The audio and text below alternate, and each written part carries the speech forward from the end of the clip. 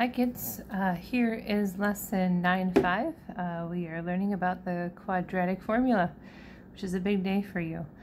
Before we jump into it though, just remember this is not going to be the most perfect lesson in the world. These are just the high points for you to get by if you were absent or maybe need a refresher on this content. So please make sure that you're paying attention in class and trying to get to class as often as possible. So the objective for this lesson is to solve quadratic equations by using the quadratic formula.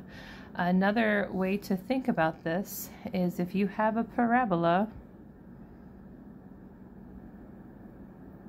like so, when we solve a quadratic equation, we are finding where that parabola is going through the x-axis. And the reason why we know that is because wherever there's an intersection of the x-axis, we know that y is equal to 0. And these equations that we'll be solving will be equal to 0, or sometimes they'll have a y there instead of the 0. It's basically representing the same thing. So here is the quadratic formula. This is something that you'll want to memorize. It looks big, but after enough repetitions, you'll get it down. You could search YouTube for some fun songs to help you remember. There's one that is kind of a redo or spiff off of One Direction. I know that's kind of makes you cringe, but it does stick in your brain, so it's helpful. When you look at this, you may see something familiar. Remember when we find the x part of the vertex, that would be negative b over 2a. Now to find the x-intercepts, we have this negative b over 2a, but we have a plus minus here. And the reason why we have a plus minus there is because we are going to find both legs, or both interceptions of the parabola. So we do a positive run through and a negative run through this formula. So a quadratic equation, you know, has a leading coefficient that is a square. That is the a, and then just the regular variable, and the c doesn't have a variable at all. If any of those parts is missing, then you just use 0 for that. So for example, if this were just 2x, my big finger isn't working here, if this were just 2x minus 8, you would use 0 for b. So in this case, a is 1, there's a singular x squared, b is 2, and c is negative 8. Now if this were not equal to 0, for example, if it were x squared plus 2x equals positive 8, you would need to subtract that to the other side to make this equal to 0. Okay, so let's try solving this. We have x equals negative b is 2 plus or minus the square root of b squared, or 2 squared, minus 4ac. Remember to put everything you're substituting in parentheses. That will help. It's a good habit to get into. And 2a's is 2 1's. So once we have all of those variables subbed in, now we can simplify. X equals negative 2 plus or minus 2 squared is 4. Negative 4 times negative 8 is positive 32 over 2. X equals, keep simplifying, negative 2 plus or minus 4 and 32 are 36 over 2. Keep simplifying, negative 2 plus or minus the square root of 36 is 6 over 2. Now we're finally at the place where we can do the addition and then the subtraction. Or I like to do the subtraction first because then my answers are usually in ascending order. Negative 2 minus 6 is negative 8 over 2. Negative 2 plus 6 is 4 over 2. We can simplify those. Negative 8 over 2 is negative 4. 4 over 2 is 2. So we found two solutions, and what that means is either of these numbers satisfy this equation. So the first answer we had was negative 4. Negative 4 squared is 16 minus 8, because 2 times negative 4 is negative 8. 16 minus 8 minus another 8 is 0. And we can do the same thing with the 2 that we found here. Remember, negative 4 and 2. 2 squared is 4, plus 2 times 2, which is 4. So 4 and 4 is 8, minus 8 is 0. Great. And if we were to graph this parabola, which of course would be going up because the leading coefficient is positive, it would go through the x-axis at negative 4 and positive 2. We'll get a chance to practice that in a lesson or two moving forward. So where it says check your work, it's a good idea to plug your solutions back into the equation. We just talked through it, so it become negative 4 squared plus 2 times negative 4 minus 8 equals 0. So like we said, 16 minus 8 minus 8, and that balances out. Or 2 squared plus 2 2's minus 8 equals 0. 4 and 4 minus 8 is 0. 8 minus 8 is 0. So that balances out. Okay. Let's try another one that's a little bit more difficult. Feel free to pause this and go a step ahead of me. Hit start again and see how you do. Or if you'd just like to watch another example worked out, feel free to just keep on trucking. So in here we have the quadratic formula in standard form. It's equal to 0, so we don't need to rewrite it all. A is 6, B is negative x, and how many x's are there? It's a singular, negative 1x minus 12. And so let's sub in. X equals negative, be careful you get this two negatives. This negative is this negative. This negative is here. Plus or minus the square root of b squared minus 4ac over 2 times 6. And then negative negative is a positive, plus or minus the square root of negative 1 squared. Remember, it is negative 1 times negative 1. A negative times a negative is a positive. Plus, 4 times, so negative 4 times negative 12 is positive 48 times 6 is 28 over 12. And we can keep on simplifying. X is 1 plus 289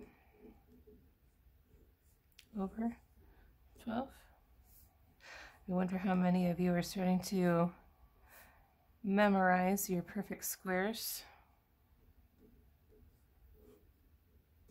Square root of 289 is 17. And so now we can add and subtract the 17 from 1 over 12. I like to do the negative first. 1 minus 17 is negative 16 over 12. 1 plus 17 is 18 over 12. And let's simplify that down. Minus 1 and 4 twelfths, and 1 and 6 twelfths. We can keep going. Negative 1 and 1/3, and 1 and 1/2. And those are my two solutions. If you substitute, oh, I'm sorry, you're off the screen here. And so you can substitute those two solutions into the original equation and they will balance out.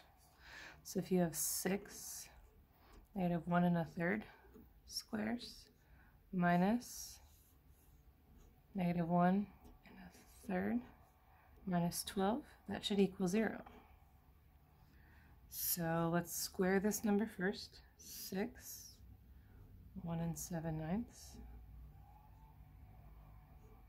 plus 2 negatives make a positive. 1 1/3 minus 12 equals 0. 0. 6 times this, 10 2/3, plus the 1 1/3. Ooh, these together are going to make another. Minus 12 equals 0. 12 and 1, sorry, 10 and 1 is 11. And there's the 12th. Minus 12 equals 0. Yeah, 0 is 0. That one balances out. We have an itty bitty space left for this one. 6 1.5 squareds minus 1.5. Ooh, minus 12 equals 0. 6 2.25 minus 1.5 minus 12 equals 0. 13.5 minus 1.5 equals, ooh, minus, that's a big minus. That's 12. Oh, 13.5 minus 1.5 is 12. Minus 12 equals 0. 0, 0. Okay. Or another way to look at it is if you graph this parabola, again, it'll open up and it will intersect the x-axis at -1 1/3 and 1.5.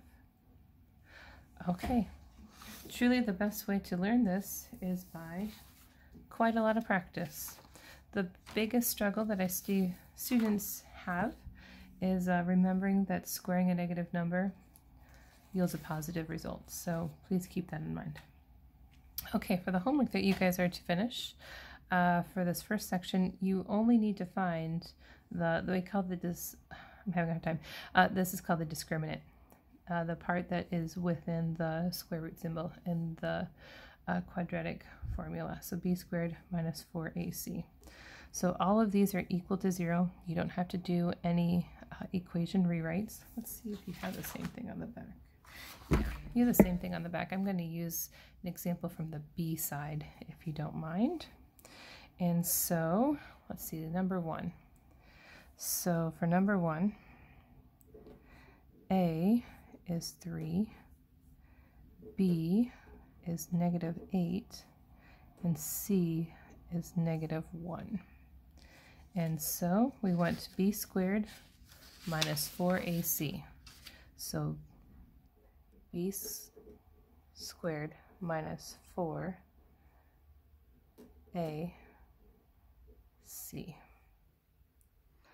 64. Negative times a negative is a positive. 4 times 3 is 12 times 1 is, of course, 12. 64 and 12 makes 76. So 76 is the discriminant. Okay, and so again, for your homework, that's what you would do there. Okay. All right, and then for the next section, use the quadratic formula to solve the equation. You will know that your answers are correct by substituting back into the original equation. And we can do an example if you'd like. Let's do number 9. Okay.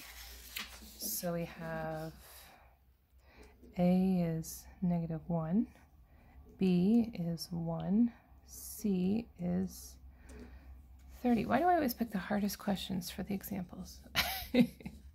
Okay, I hope that C doesn't give me too much of a problem. I'm going to move down here to give myself some space. So 9. It's a good idea to write down the formula. Helps you remember it.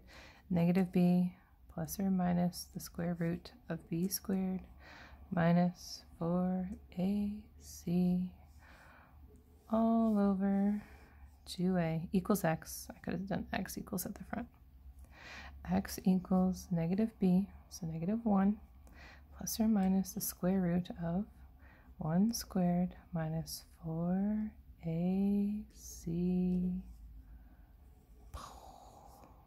Oh, that 30 is not going to be so bad.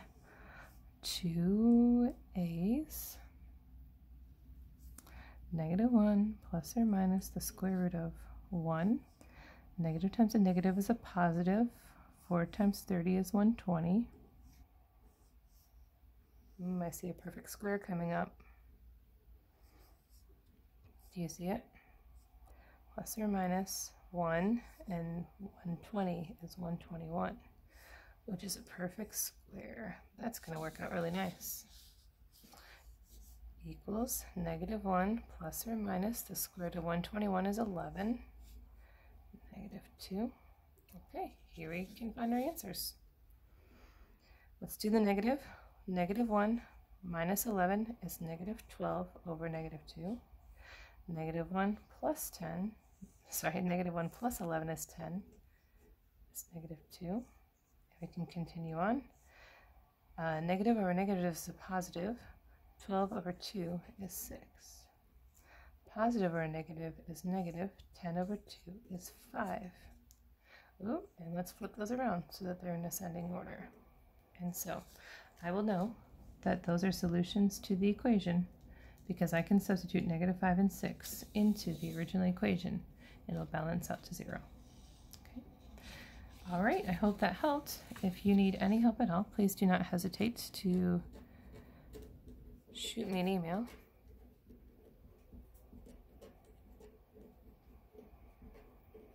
At this email address. Happy to help. Otherwise, we can catch up in class. Thanks, everyone.